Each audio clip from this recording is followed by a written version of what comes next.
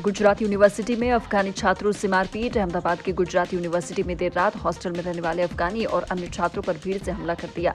गमछा पहने और जय श्री राम का नारा लगाती भीड़ हॉस्टल में घुसी और छात्रों को पीटा। हॉस्टल में पथराव और तोड़फोड़ भी की गई। इसमें 5 लोगों के घायल होने की खबर है। 7 फेज में चुनाव का विपक्ष के सवाल। चुनाव आयोग ने शनिवार यानी कि 16 मार्च को लोकसभा चुनाव का शेड्यूल बताते हुए ऐलान किया कि देश में इस बार 7 फेज में चुनाव होंगे।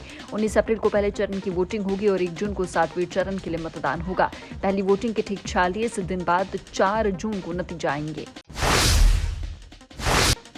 भोपाल में 500 पुलिसकर्मियों का फ्लैग मार्च। लोकसभा चुनाव की आचार संहिता लगते ही पुलिस और प्रशासन की कार्यवाही जारी है। रविवार को शहर में पुलिस विभाग के 2 फ्लैग मार्च निकाले गए, जिसमें 40 किलोमीटर का दायरा कवर किया गया। पहले मार्च में 500 पुलिस जवान शामिल हुए। यह सेंट्रल लाइब्रेरी से होते हुए लाल परेड मैदान में 5 किलोमीटर के दायरे में समाप्त हुआ। दूसरा मार्च वाहनों से निकाला गया, जिसमें 70 वाहनों में सवार पुलिसकर्मियों ने 35 किलोमीटर का दायरा कवर किया। यह लाल परेड मैदान से होते हुए चेतक ब्रिज, प्रभात चौराहा से पुरानी जेल होते हुए लाल परेड मैदान पर समाप्त हुआ। बैतूल में बारिश, ओले गिरे। बिजली गिरने से 4 मवेशियों की मौत। मध्य प्रदेश में एक बार फिर ओले बारिश का दौर शुरू हो गया। रविवार को बैतूल में दोपहर 2 बजे तेज हवाओं के साथ बारिश हुई। ओले भी गिरे। 12वीं क्षेत्र में बिजली गिरने से 4 मवेशियों की मौत हो गई। वहीं शाहपुर के सिलपट्टी गांव में कच्चा मकान गिर गया। आंधी के कारण कई मकानों के टीन शेड भी उड़ गए। जबलपुर, सिवनी समेत 5 जिलों में ओले बारिश का ऑरेंज अलर्ट है। वहीं छिंदवाड़ा, नरसिंहपुर, सागर समेत 13 जिलों में हल्की बारिश और गरज चमक की स्थिति बनी रहेगी। पटवारी बोले, मंगलवार को आएगी कांग्रेस प्रत्याशियों की लिस्ट। कांग्रेस के मध्य प्रदेश अध्यक्ष जीतू पटवारी ने कहा, हम 2 दिन में एमपी की बची हुई सीटों पर उम्मीदवारों के नाम घोषित कर देंगे। उन्होंने ये बात रविवार सुबह अपने सरकारी आवास पर प्रेस कॉन्फ्रेंस में कही। उन्होंने कहा, राहुल गांधी की भारत जोड़ो न्याय यात्रा आज औपचारिक तौर पर मुंबई में खत्म हो रही है। कांग्रेस के तमाम नेता इस यात्रा से फ्री हो जाएंगे। भोपाल में बिना परमिशन सभाएं, रैली, धरना पर रोक। लोकसभा चुनाव की तारीख तय होते ही भोपाल में धारा 144 लागू हो गई है। अब आचार संहिता तक बिना परमिशन न तो राजनीतिक सभाएं होगी, न रैली, धरना या अन्य प्रदर्शन भी नहीं हो सकेंगे। 5 लोगों के एक साथ इकट्ठा होने पर कार्रवाई भी हो सकती है। आचार संहिता लगते ही भोपाल कलेक्टर कौशलेंद्र सिंह ने शनिवार को चुनाव से जुड़े 1 दर्जन से ज्यादा आदेश जारी किए।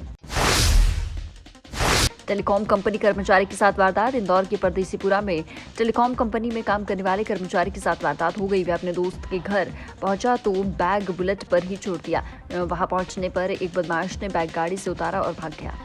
कर्मचारी ने पीछा भी किया, लेकिन बदमाश हाथ नहीं लगा।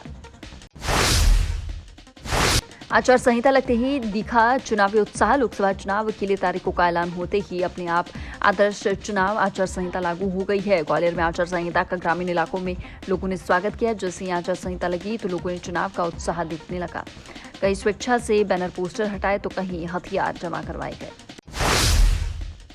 3 डॉक्टरों की टीम ने किया पिता पुत्र का पीएम। शुक्रवार को मिलेनियम कॉलोनी में रहने वाले 52 वर्षीय राजकुमार विश्वकर्मा और 8 वर्षीय तनिष्क विश्वकर्मा की हत्या के बाद से पड़ोस में रहने वाला संदीप मुकुल सिंह और राजकुमार की 14 वर्षीय बेटी फरार है। पुलिस को दोनों के कुछ सीसीटीवी फुटेज भी हाथ लगे, जिसके आधार पर पुलिस दोनों को तलाश कर रही है। मृतक राजकुमार और तनिष्क को मेडिकल कॉलेज में 3 डॉक्टरों की टीम ने पोस्टमार्टम कर शव परिजनों को सौंप दिया है।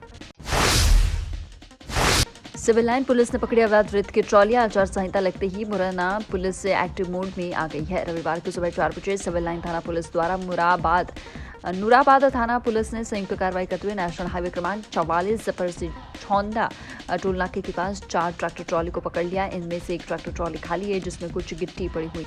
बाकी के 3 ट्रैक्टर ट्रॉली में चंबल नदी का अवैध रेत भरा हुआ है।